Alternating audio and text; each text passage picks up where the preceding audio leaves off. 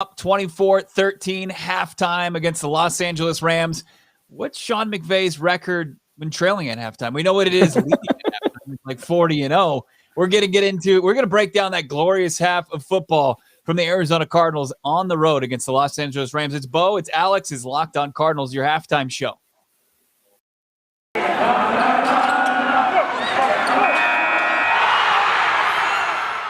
You are Locked On Cardinals, your daily Arizona Cardinals podcast. Part of the Locked On Podcast Network.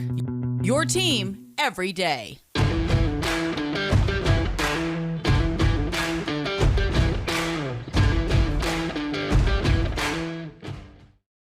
Let's go. Fire it up. Rise up, Red Sea. We already see all of you out there. I'm going to try to click some of these comments as they come through fast and furious.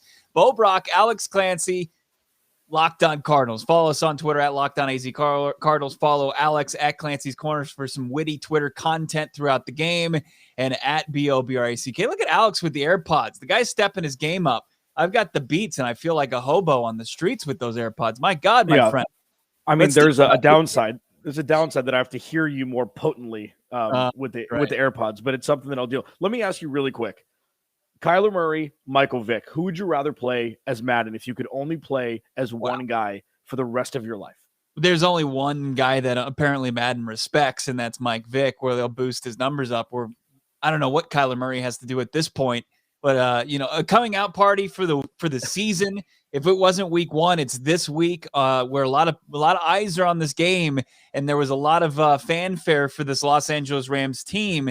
They come out of the gates, they get the field goal, and then the Arizona Cardinals, they just turn it on. They look good on both sides of the football. The offense looks like what we believe this offense could have been when they draft Kyler Murray, when they bring in Cliff Kingsbury, when they couple K1 with DeAndre Hopkins, and they were rolling. Now this game isn't out of reach for Los Angeles. I mean, a couple scores from this offense is not unheard of. But what did you like the most out of this first half, Alex?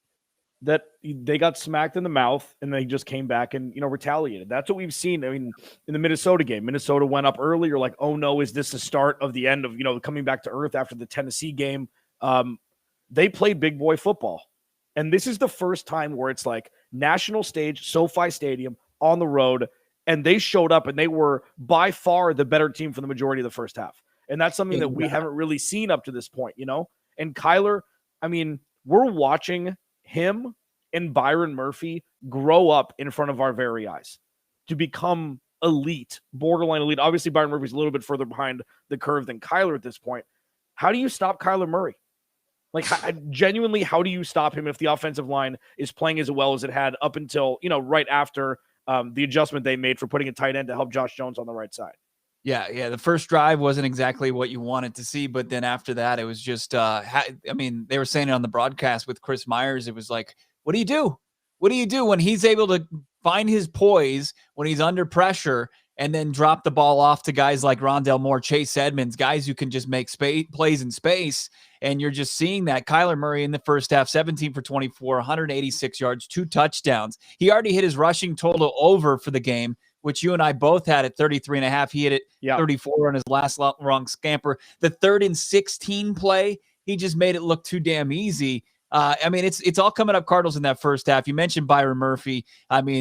Becoming a household name, stepping up, making a big play on Matthew Stafford, forcing his 2nd interception on the season, and then the forced fumble. Budda Baker, gobbles it up, puts the Arizona Cardinals in prime scoring position, and they take care of it. I mean, this offense is looks like the offense that we thought was going to be their calling card a season ago. It's here.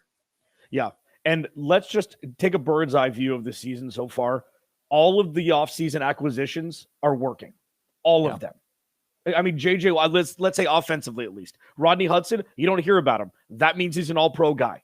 Because if you don't have to talk about an offensive lineman, that means they're doing their job. James Conner looks spry. He looks ready. He looks like what we saw years ago when he took the place of Le'Veon Bell. And the fact that they're not using him as much as Pittsburgh did, we've talked about this a lot. He's fresh. And he's great out of the backfield catching the ball. He's a big dude. He ran one up the gut for a touchdown. That's the Cliff Kingsbury. You have to respect the play action bootleg option that just allows James Conner to walk right through the end zone. And then, listen, I'm going to sit on this because I'm right, and I love being right. AJ Green looks like an NFL wide receiver still. Oh, man. You can't teach 6'4". You can't teach good hands. All he did was run straight, turn around, catch ball, touchdown, like he's done for almost a decade. Everything is working. Just an absolute dime from Kyler Murray on that. And that was kind of the answer back that they needed after, they get the field goal and then they get the interception. And then you get Kyler Murray just dropping a dime and AJ Green being the guy on the opposite end of that. And I'm sitting here, I'm like, I'll take the crow tonight because of what I said before the season started about, the 30-plus-year-old aging veteran wide receiver. I didn't believe it. But yeah, now I'm wrong on that. And I'm happy to be. I will say this, and I don't want to complain about the refs, but at the same token, it's like, Jalen Ramsey can just do whatever the hell he wants in a football game, and people, it's like are they looking elsewhere? He's allowed to just like throw down and just push DeAndre Hopkins to the ground after the play's been over. There's the non-call that happened, and everybody's like, oh, great defense from Jalen Ramsey. He's like, yeah, it's easy to play. You can call great defense when you're there early. I don't know what to say at this point. I mean, guys get the Jordan rules somehow. The defense he had on it, I think it was on Hopkins towards the tail end of the first half, was great defense. Okay. Good timing. He's a strong dude. He's a handsy guy. I wish DeAndre Hopkins would have made that catch after tipping it 15 times. Because that would it's going to happen. DeAndre Hopkins doesn't get called for offensive pass interference a lot when he should. So they're kind of just letting them play, which is great. I mean, you kind of want that. And we'll see what Jalen Ramsey looks like in the second half. But I'm happy that Kyler Murray's throwing at him. I'm happy that at least it's happening. It hasn't worked yet. DeAndre Hopkins has got, what does he have, 3 receptions? Like, he's part of the offense. Rondale Moore, that's another guy I didn't even mention yet. Rondale Moore is a problem. He's he's Kyler Murray. He's Kyler Murray from a wide receiver position. Like, it's tough to take down. I mean, it's like trying to swat a butterfly. It's insane because he's out there. You get him in space when he's going north and south, and he's just making one move. It's like damn near impossible. When like Jacksonville did a good job with him, keeping him going to east and west, but when he gets going up the field, he's tough to take down. Rondale Moore absolutely looks great. James Conner, the numbers pretty pedestrian, 10 for 27, which I'm kind of shocked to see the numbers because I felt like he was more effective running the football. But when he's on the goal line, that's such a weapon for them to have with him and Kyler Murray in the same backfield. You don't know what to do. You can't go for the fake. And if you don't go for James Conner rushing it up the middle and pounding it in, Kyler Murray's just going to sit on the other side, or you've got Rondale Moore, or you've got Chase Edmonds, or these big receivers.